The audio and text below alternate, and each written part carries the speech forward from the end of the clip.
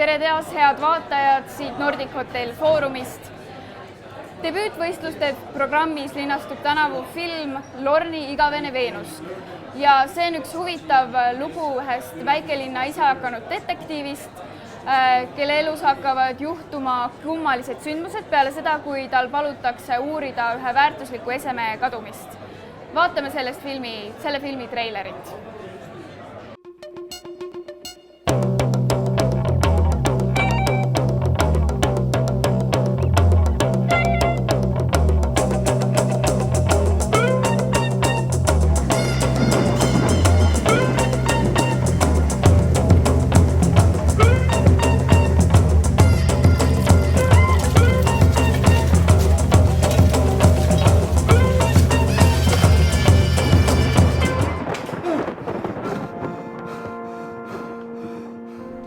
My grandmother's Paila Piba Ashim. He's a merciless thief. Are you sure this was lost last week? Ne kumno. Khasiru dakmno room da check pathat no kumne. Tik la de tu gang la jaj khas तरह da na kor buram. तुम क्या समझता है अपने आप को? उधर तुम जीसस क्राइस्ट का फोटो रखा, मक्का का रखा, इधर कृष्णा का रखा, नीचे नंगा औरत का फोटो रखा, और तुम बोलते जयंतिया लोग दारू पीता है, ड्रग्स करता है क्या? I started drinking just after these burglaries. I'm sorry to hear that. The hope of me getting back my pailate. Chances are better if you let me know everything about it, no? Everything you know. It belongs to...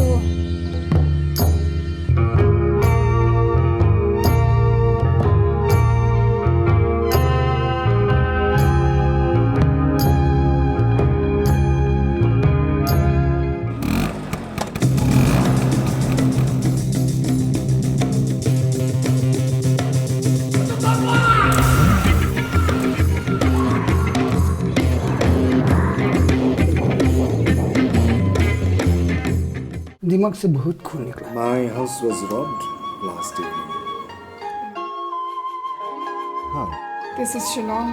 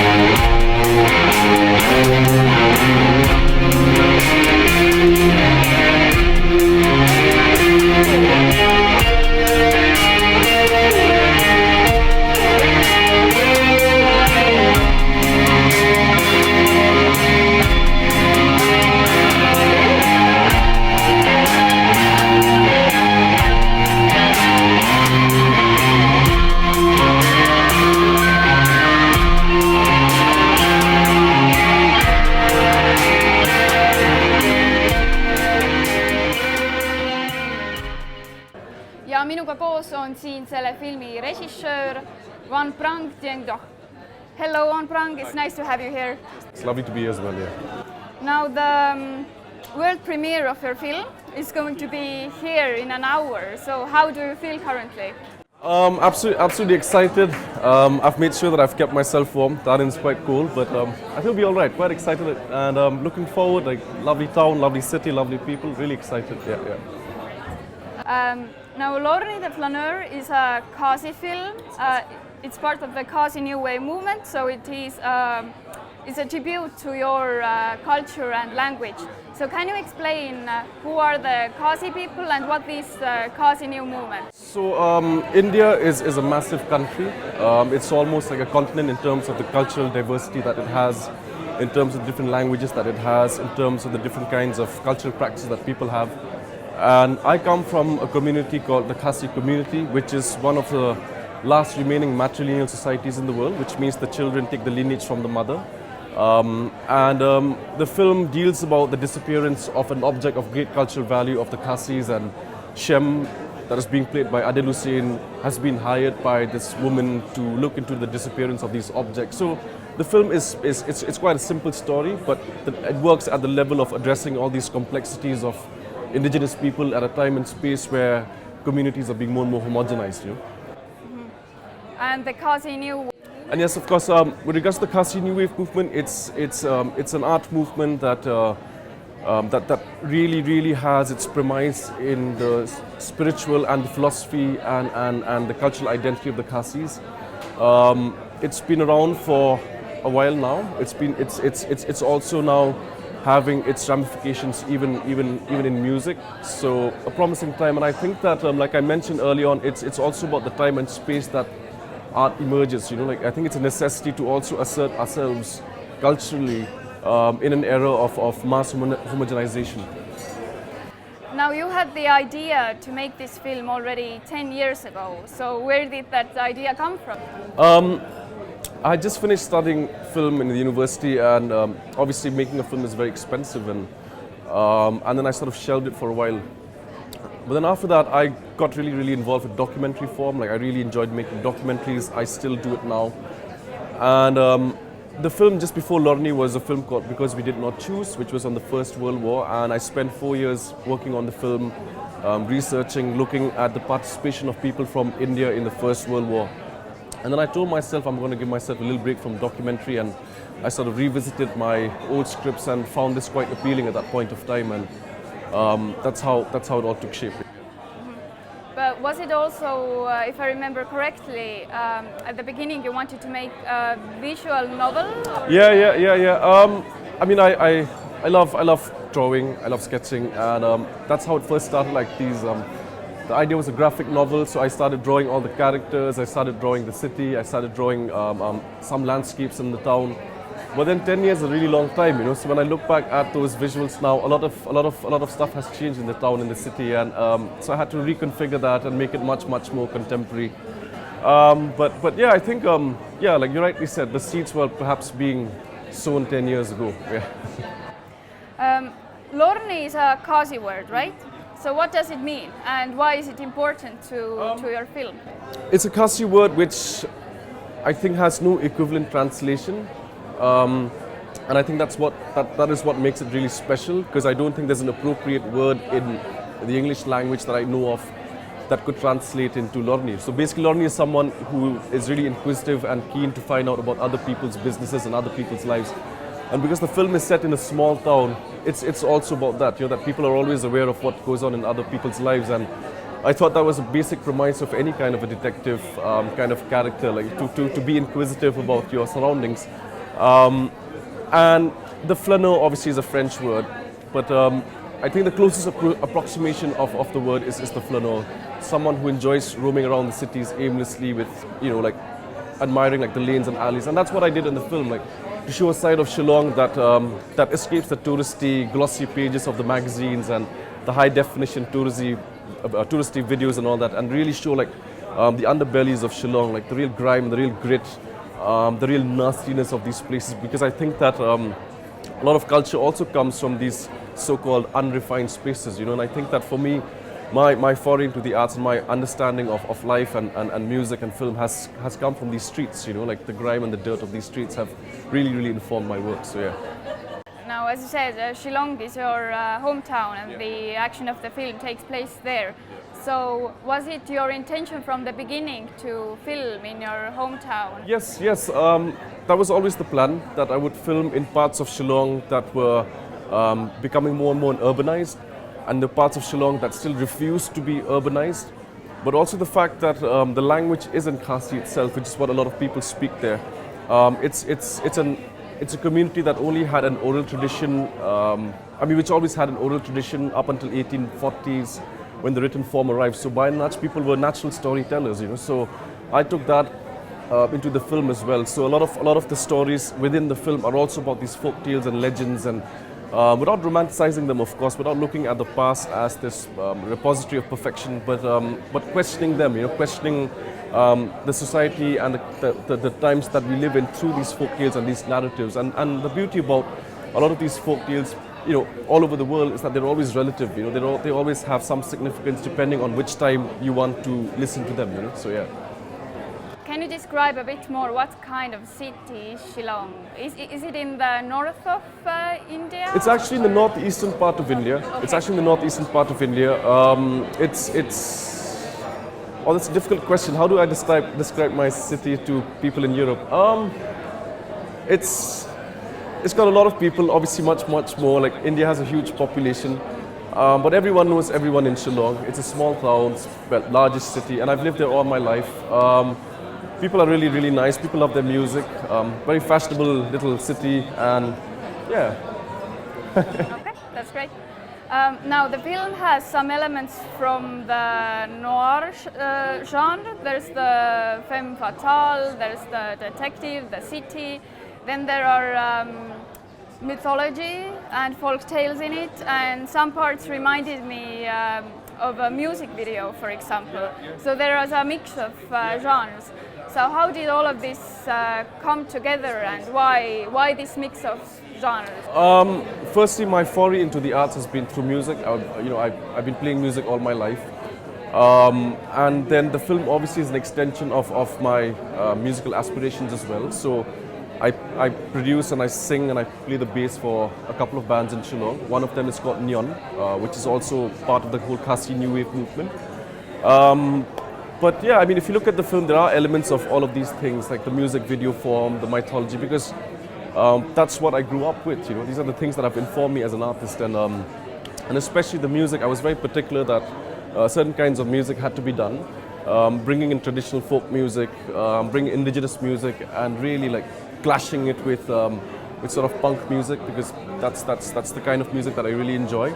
And I think that in the process of me doing so is also an attempt for me to document the changing of societies, you know, like how these two cultures, one really old culture and this modern contemporary music form come together and clash, and what is the dialectic after that. And yeah, so the film has all of these elements, and it chronicles a city in transit as well, you know. It chronicles Shillong as it is moving from these old traditions to wanting to be like the rest of the world, and yeah.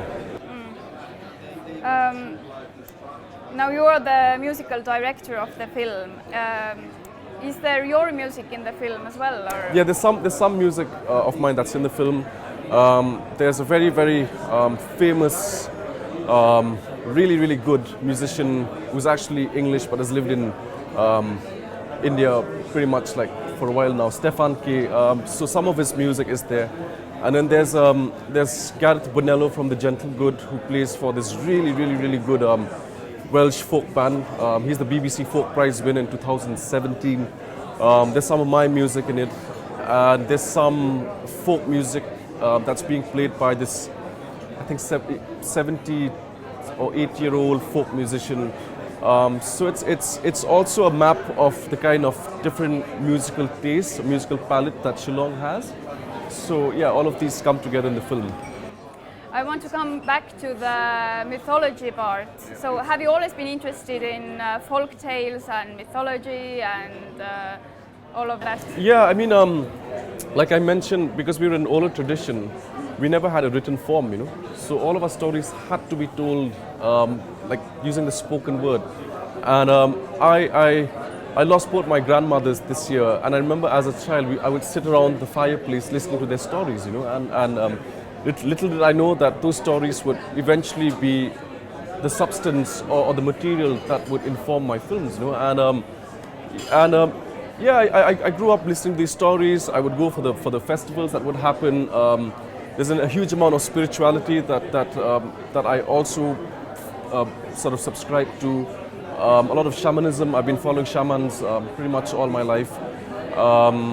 Yeah, and these are the kind of things that perhaps you don't learn in a university space. You know, you don't learn in the four walls of academia. You know, these are all experiential knowledge that I've had based on the fact that I've grown up listening to these stories, and like I mentioned earlier on, I love the fact that with every point of time in your life, these stories mean different things to you, and I think that's what art is as well. You know, the beauty of art is that it means something to you at different points of time in your life, and I think that's what a good film does as well. Like, you know, be able to tell you these stories, which perhaps could mean something to you at different points of time in your life. And, yeah. In the director's note, you say, and I quote, "The film is shot with a camera style that is part observational, part confessional, part archival, and part guerrilla."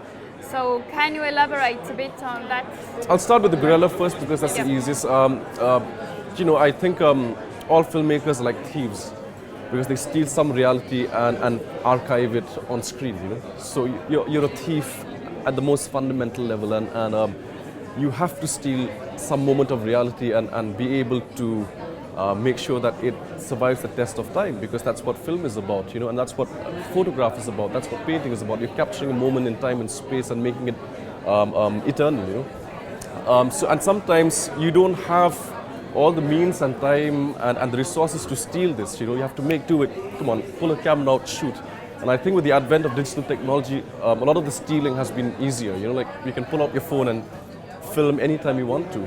So that's the guerrilla part of it. The archival is also, you know, we are trying to preserve a moment of time and truth in a reality in space somewhere, you know, and with regards to being observational, I think it also has a lot to do with the fact that my documentary practice over the past 10 years has also spilled into the fiction form, and I think for me there's no difference between the two. Film is a creative treatment of a reality. Film is a creative treatment of a truth, and I think for me the documentary form and the fiction form are pretty much the same thing. What's the other question again? The other one? Part observational. Observational, yeah. So I think also being a flaneur, or the character of a flaneur, is also being able to observe the reality around you, and I think the camera is also another device to capture the reality of time and space around you, and yeah. Now the protagonist, the detective Shem, he's being played by Adil Hussein, who is a well-known actor. So what was it like to work with him? You know, he's really famous. I mean, like, you know, he's being, I think he's going to be in Star Trek next for the film, and this is my first fiction film, and I remember calling him up and saying, Adil, you know, I want you to do like a little bit of an acting workshop, because all the cast in the film are all first-time actors, you know. And he said that sounds like a great plan. So he said send the script across, and I sent him the script, and I didn't hear from him for a week. I didn't hear from him for 10 days, and I thought, oh, that's it then. Like he's been the script, you know. He doesn't have time for it. And then one day he calls me up and says, "Hi, Wan." I said, "Hello. I want to play the lead in the film." And I said, "Oh. Okay, all right, then, yeah, that's great." And also because up until that point of time, I still hadn't found my lead, you know, like I was looking for all these faces and all these characters, I was holding auditions, but I couldn't find the face that I wanted this character to play, you know. So he also comes from the northeastern part of India, so there are certain features that he has that's very indicative of someone coming from that area, you know. So yeah, and he's a fantastic actor. He's mastered the style of acting that he has developed, which is a combination of the method form and something that he's developed by his own, something that's deeply rooted in the philosophy of the country, of the people from India. And it was just absolutely amazing. And from the time that we went roll till the time that we said it's a wrap, like he's just been fantastic, like great energy, really positive, brings a lot of nice vibes on the film set, and he, you know, I like the fact that he doesn't look his age in the film. Like he looks really young in the film, and I wish I could age like him. You know? Yeah. Now, as you mentioned before, LORNI, you have made several documentaries. So, what were these documentaries about, and what kind of documentaries you like to make? I mean, they're pretty much along the lines of identity studies, looking at people from indigenous spaces and the transitions that they have. Putting bigger question marks on preconceived notions of what stereotypes are, not falling into the trap of being the new ethno-nationalists, not being scared to ask right-wing people difficult questions, not being scared to listen to people who have completely different points of view about identity. And I think that the more we listen to people with different opinions, I think the better it is, because sometimes we're just so used to listening to people with just one perspective of these subjects, of these issues anyway. So all of these films have been about that. And the last film that I did, it was on the First World War, like I mentioned, and that took me 4 years to work on, only because there were no archives, there was no written material, so I had to really meet the families of people whose grandparents went to war, listen to them, and then by the end of it, I told myself I'm going to take a break from the documentary form, and yeah, and sometimes like a film finds you, and it felt like it was the right time and place for me to do it, and that's how it happened. Yeah. Do you know what your next film is going to be about? Yes. It's also going to be set in, you guessed it, in Shillong. Yeah. But it's going to examine the nature of consent, looking at where people fit in, looking at the idea of the city also as a backdrop and also as a space that nurtures certain kind of characters, looking at how spaces also generate their own culture, not necessarily high art, but looking at how the underbellies of a place can also be areas where interesting culture can come from. So I think that's the only thing that I can talk about as of now. Yeah. Well, thank you very much, Wanphrang, and I hope you have a lovely time here in Tallinn, and good luck on your premiere. Thank you very much. Thank you so much for your time. Thank you very much. Cheers. Meie vestlesime siin Wanphrang Diengdohiga tema debüütfilmist LORNI igavene Veenus, mille esiettekanne on 28. novembril siin PÖFF-i filmifestivalil. Suur aitäh teile vaatamast!